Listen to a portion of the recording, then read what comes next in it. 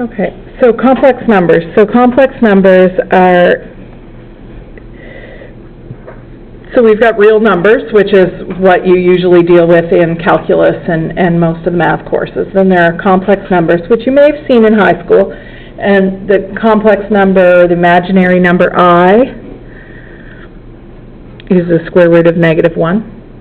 So when we say that that doesn't exist, that's because we're working in real numbers. And so in real numbers, that doesn't exist. But then imaginary numbers are a larger set of numbers. So complex numbers are here, and real numbers are inside of it. So real numbers being all the decimals and rational and irrational numbers and everything like that. So we use a complex number to solve, say, an equation like this. So if we solve for x, we would get x is equal to plus or minus the square root of -1. And if you are in complex number system, then that exists, and it's equal to I. Okay, so that's what we're going to look at. So the form. So complex numbers are written as a plus bi, where a and b are real numbers.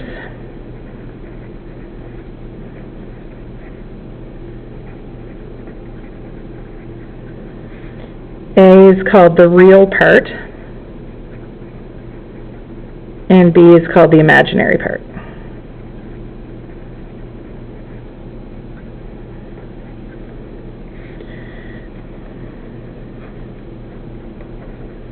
So here's a complex number.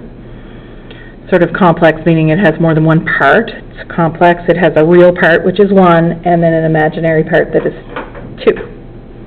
Not 2i, just 2 is the imaginary part. So they can have one part missing. You could have just an imaginary part, so like 5i. You could have just a real part. Real numbers are also in the complex plane, so they're also a complex number. So here you would have a is 1 and b is 2. Here you would have a is 0 and b is 5. Here you would have a is -1 and b is 0. Okay? So they can be any combination of that. We can plot complex numbers in a complex plane.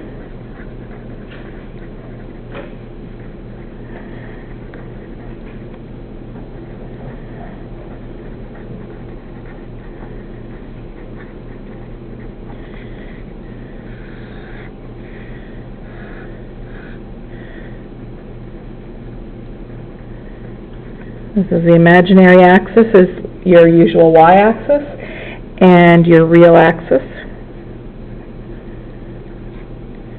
So, for example, if we wanted to plot the number 1 plus 2i,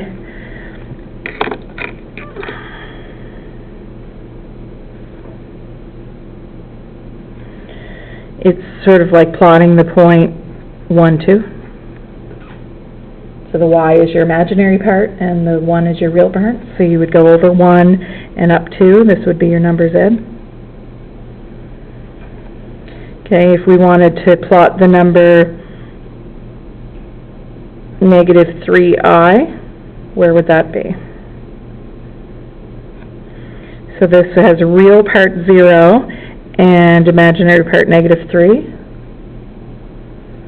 So you would go 0, -3 would be here, w. Okay, and so on. So that's just how you plot them. So we'll plot them later when we do roots, but that's basically it. You can convert it to a point. This is the imaginary axis and the real axis. All right, so adding complex numbers.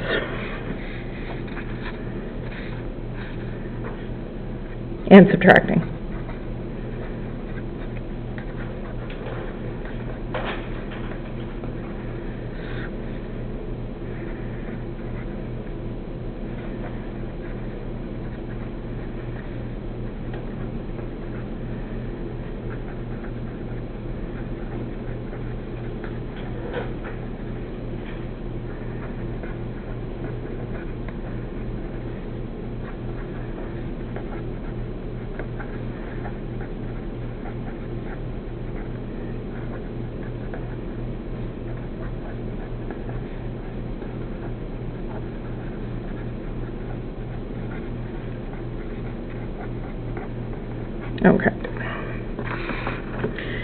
So you add the real parts to the real parts, the imaginary parts to the imaginary parts, and you put them back together as a complex number.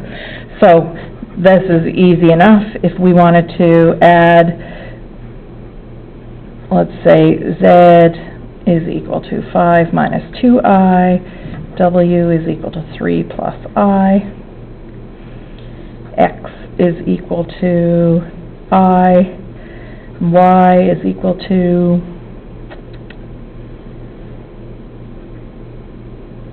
root 5 minus 3I, something like that. Okay, so here's 4 complex numbers, and we want to find, let's say, Z plus W, W minus X, Y plus W minus Z, something like that. Okay. So, Z plus W. So Z would be 5 minus 2I, and we want to add 3 plus I. So we add the real parts and the imaginary parts, and that would be our answer.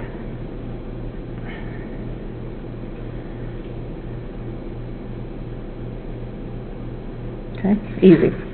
B, W minus X, so 3 plus I, minus X is minus I, so this would just be 3 as your answer, and that's a complex number. All right, A would be 3 and B is 0. Okay.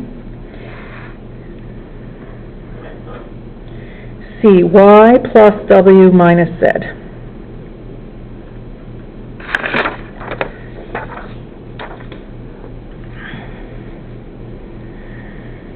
So Y is root 5 minus 3I. W 3 plus I minus Z. So make sure, just in the usual way, that we would change signs of everything into Z.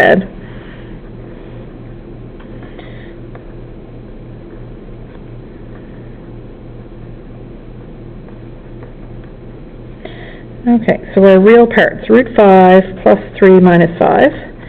And our imaginary parts, minus 3I plus I plus 2I. Oh, so they cancel. And this would be our real part. And our imaginary part is 0. I kind of didn't want it to end up being 0.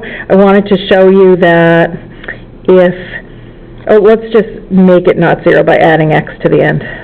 Okay, just go up there and add x, just so the imaginary part doesn't disappear. So if we add x, which was just I, just put a plus I on the end of all of that. All right, so what's our imaginary part now? Just I? Okay. So when you go to write this is what I wanted to show you in standard form, and you have something like a radical in there, you would write this as in a bracket plus I. So this is your A, but you then put a bracket around it. You don't leave it as 3 terms. So if it's got sort of a multiple term part, you actually put a bracket around it. So this would be A plus BI. Okay, so that's all I wanted to show. Is that like sometimes they'll put pi in there as your imaginary part, and then you put pi plus 2, but you put the pi plus 2 in a bracket. Okay. You don't leave it this way as 3 terms. You combine them so that there's an A that's a definite A and then a B. Okay, multiplying. Multiplying is done in the way you would think with FOIL. So you multiply through. So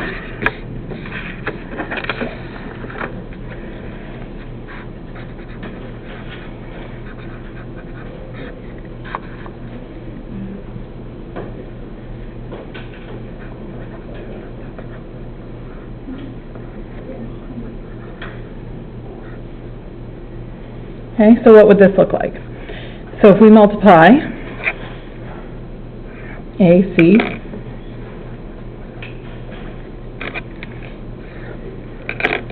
plus ADI plus BCI plus BDI squared. So far, so good?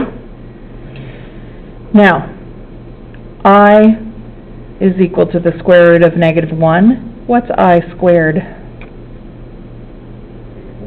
-1. This is the square root of -1 squared, which is -1. So I squared is -1. So here is I squared, that would be a -1. So you have AC plus ADI plus BD times -1. So our real part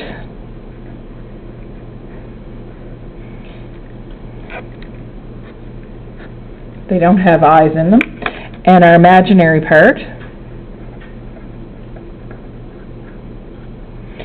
so A is in a bracket and B is in a bracket, so and you factor out your I. So you say B is this part, the two that has I's in it. AD plus BC, factor out the I. Okay? So that's what that would look like. So let's say example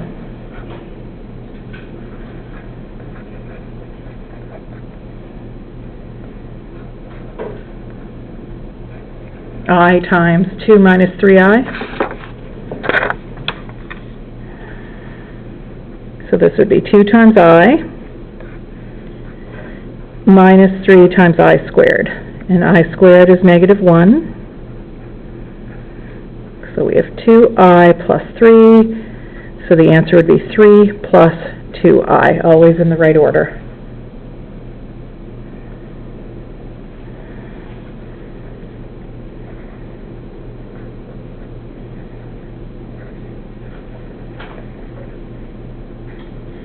And we'll just do one more multiplication. Minus 2 minus 3I plus 2I plus 3I squared.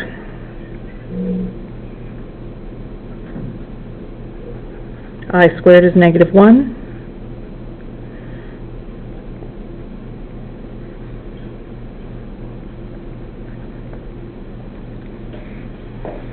Minus 5 minus I.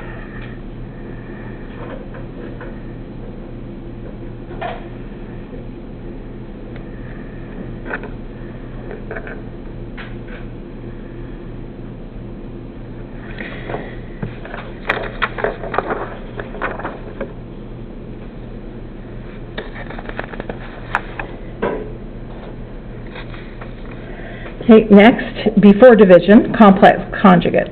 Complex conjugate.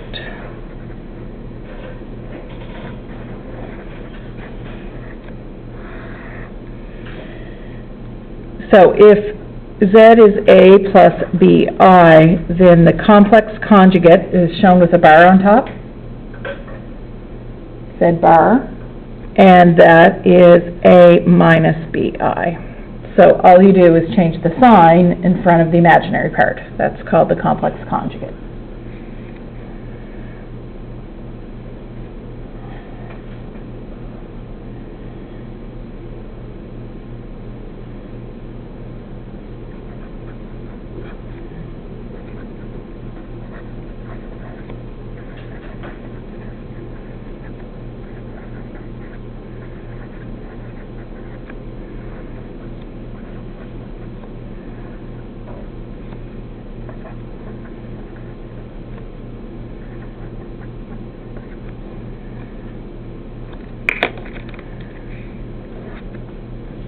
Yep. Why is it that you're changing the I squared to -1? Because I squared, so I is the square root of -1, Right, yeah. and then if you square it, it's -1. Yeah.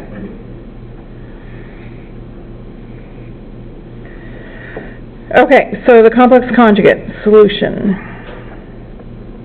So Z bar will be 2 plus I. Just change the sign in front of the I. That's it.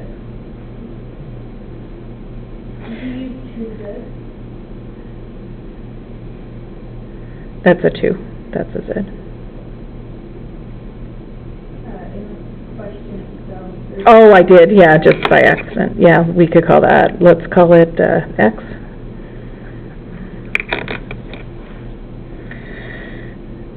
So, W bar would be what? Yeah. And X bar? Still -5, right, because there's no imaginary part, so that we don't change anything.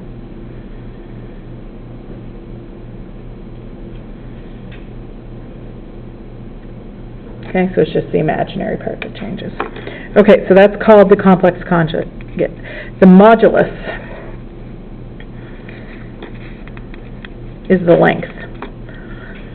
So when we plot these on a complex plane, it ends up being sort of like a vector. And the modulus is going to find the length of that vector. Okay.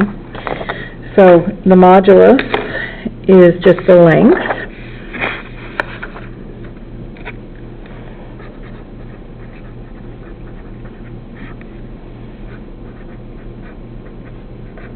And it is A squared plus B squared. Square root of A squared plus B squared. And sometimes we'll see it this way.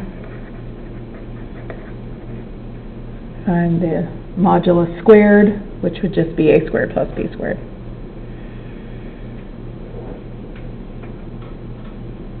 If you were to actually do the multiplication. So do you remember with vectors when we did a length of a vector?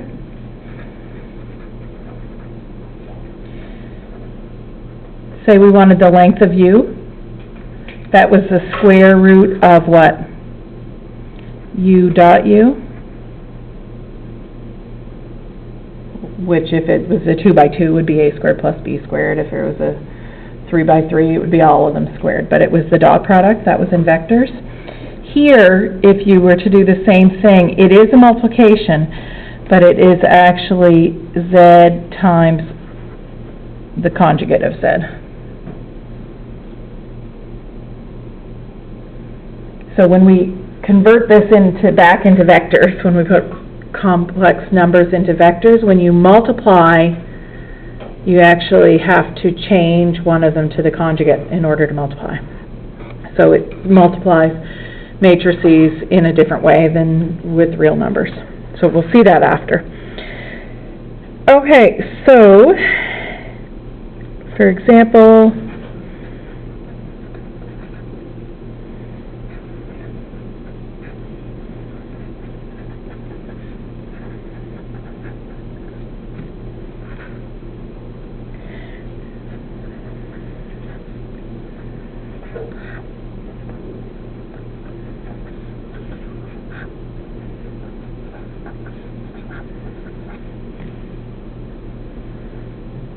right.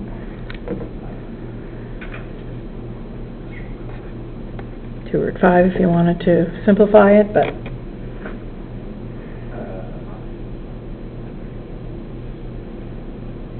yeah. And so if I wanted to do Z times Z bar, that would be 2 plus 4i times 2 minus 4i. Okay, if I wanted to find Z times Z bar, and we would FOIL this out, so this would be 4 minus 8i plus 8i minus 16i squared, and I squared is -1. These cancel.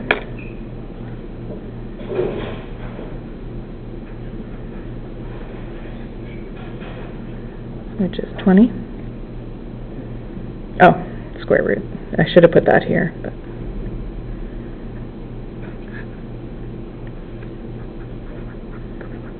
there. Right?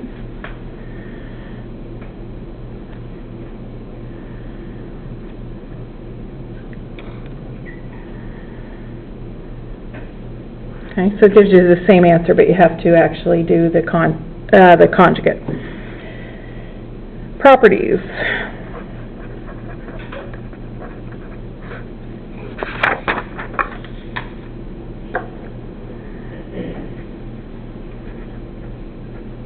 What do you think? Z bar bar. Yeah, goes back to Z. You change the I to negative, and then it would change it back. So this is Z. 2.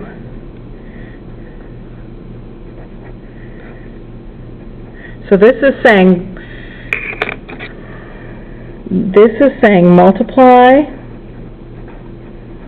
Z and W, and then take the conjugate.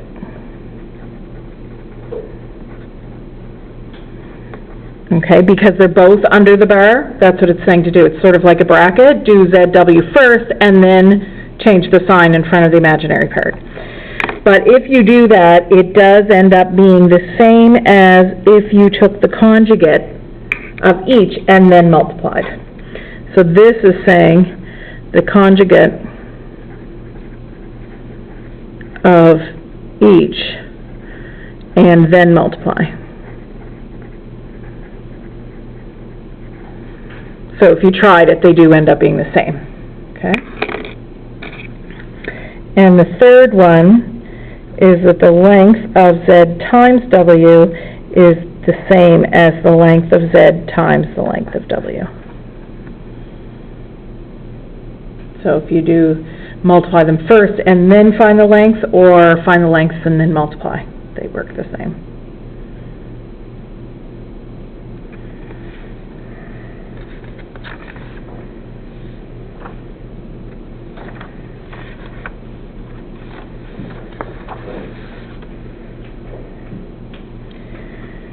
Okay.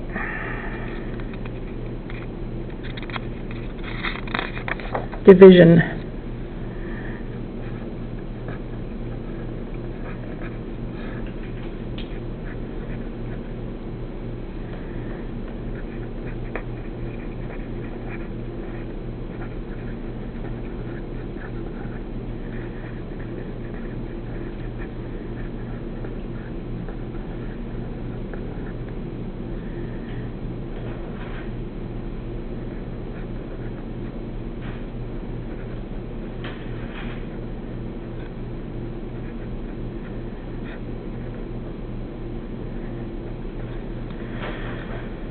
So this looks a little strange, but basically if you want to divide by a complex number, you multiply both the top and bottom by the conjugate. You work them out, and then that will give you a complex number, A plus BI. So I'll show you what that looks like. And we'll do a couple examples. So evaluate 1 divided by 5 minus 2i. So this itself is not a complex number because it can't be written as A plus BI. So in order to actually find the complex number that this is equal to,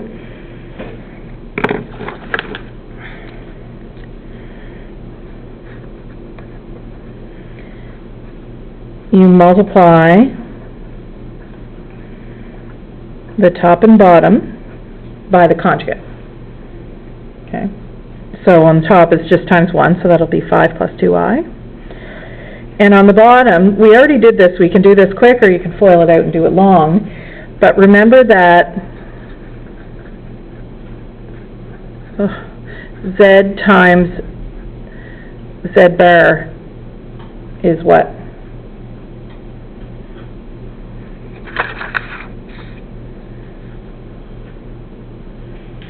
A squared plus B squared. So you could FOIL it out and it would still work. But you can also just say, well, that's A squared plus B squared. It gives you a length, or the square of the length. So if you multiplied this out and simplified it, you would get 5 squared plus a negative 2 squared. So 25 plus 4.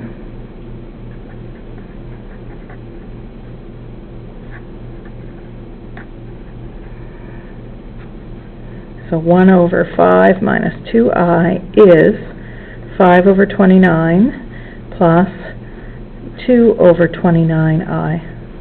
So that would be written as a complex number.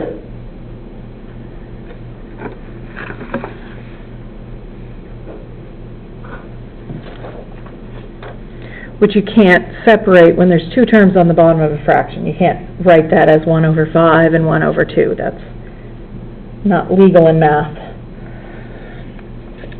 So another example, say we wanted to evaluate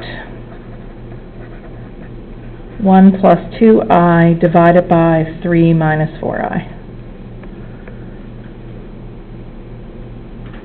Okay, so it doesn't have to just be a number divided by, it could be anything. So here, what we would do is multiply by 3 plus 4i, complex conjugate of the denominator, whatever you're dividing.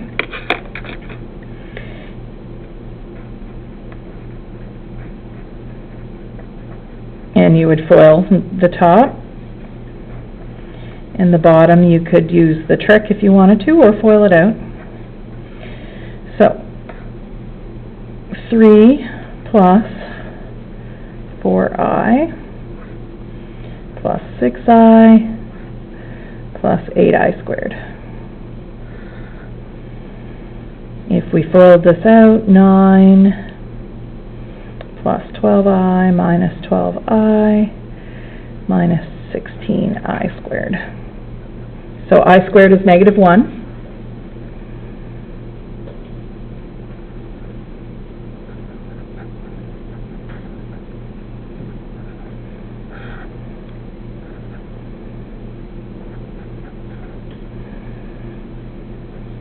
So 3 minus 8 is negative 5 plus 10i over 25.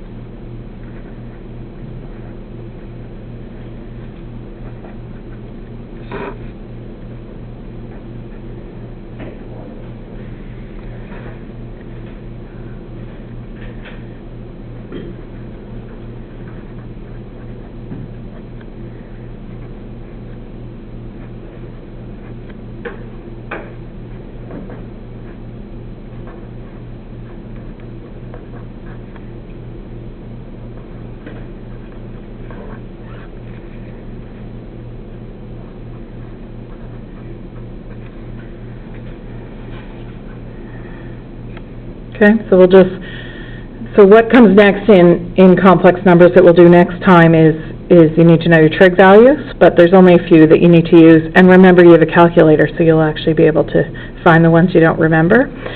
So we'll do that next time. So we're just going to finish up with a question. I don't have room for the next part, but we'll write it down. So z times z bar.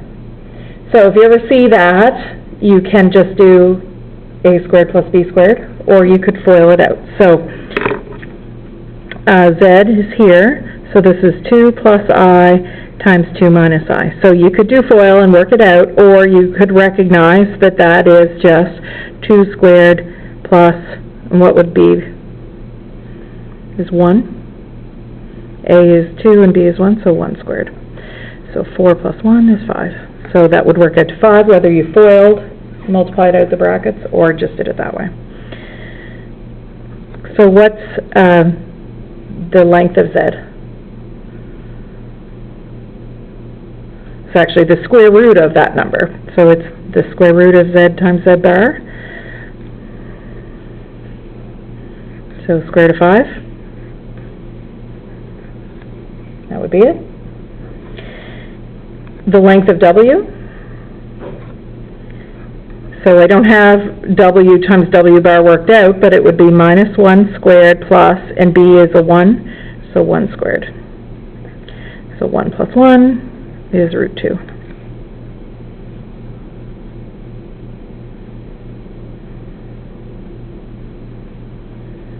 So A is minus 1 and B is 1. Or you could do W times W bar and get 2 as the answer, and then the square root of 2. What about this one?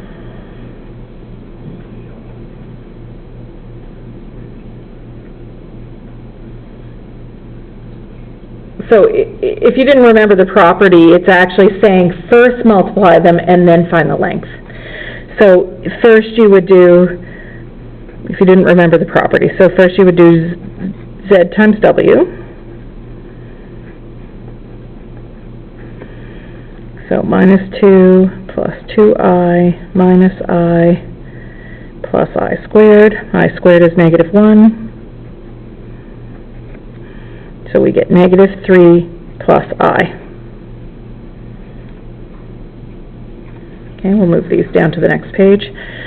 And then, so Z, the length of Z times W, we know what Z times W is right here, and the length is the square root of negative 3 squared plus 1 squared.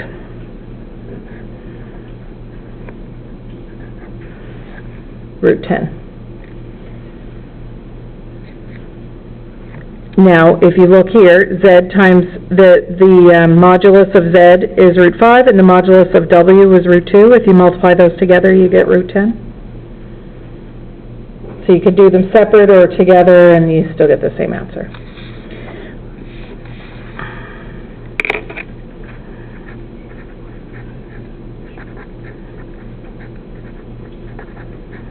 Okay, so that's what that's saying. Separate or together, they give you the same answer. E was ZW bar. Well, we just found Z times W was minus 3 plus I. And so ZW bar is minus 3 minus I. Just change the sign.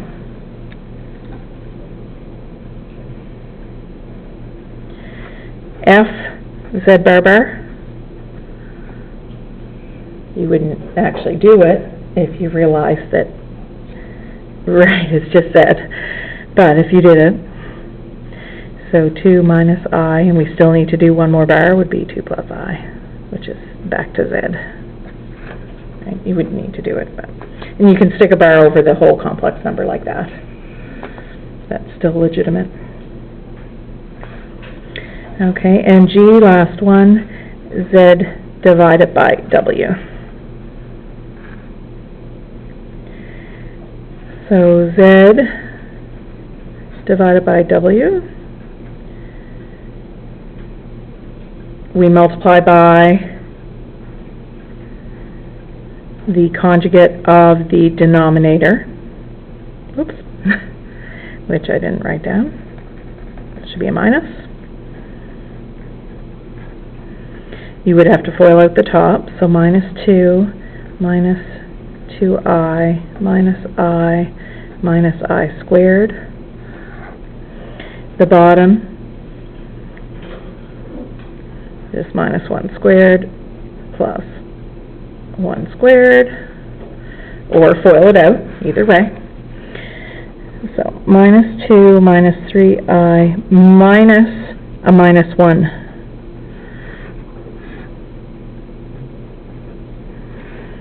So minus 2 plus 1.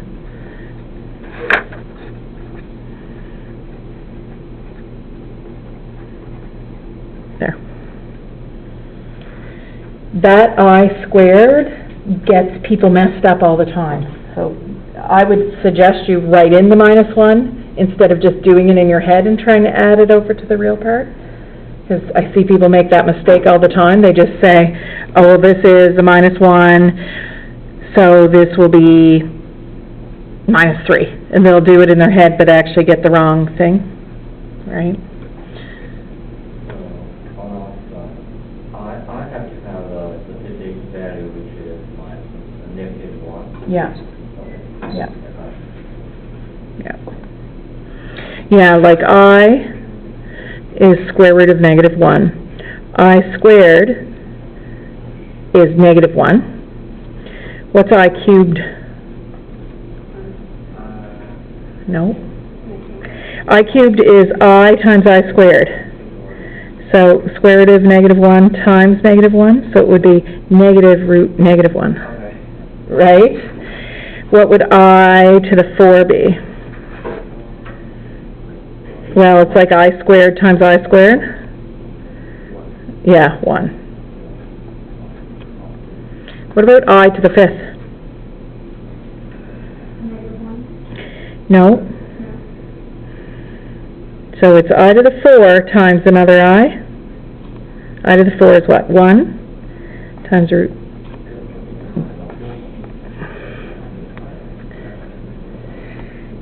And then it's going to repeat, because if we keep adding another I, right, so I to the 6 is going to be negative 1.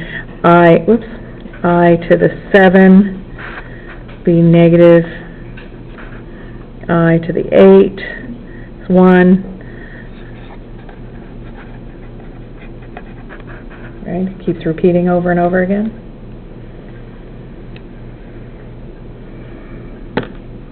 Okay, so next class we'll do the polar form, which is converting it to trig, which is used in a lot of applications, so it's sort of a whole other part. So we're going to learn how to convert a complex number that's in standard form, which all of these were in standard form, to polar form, and then do all the same operations.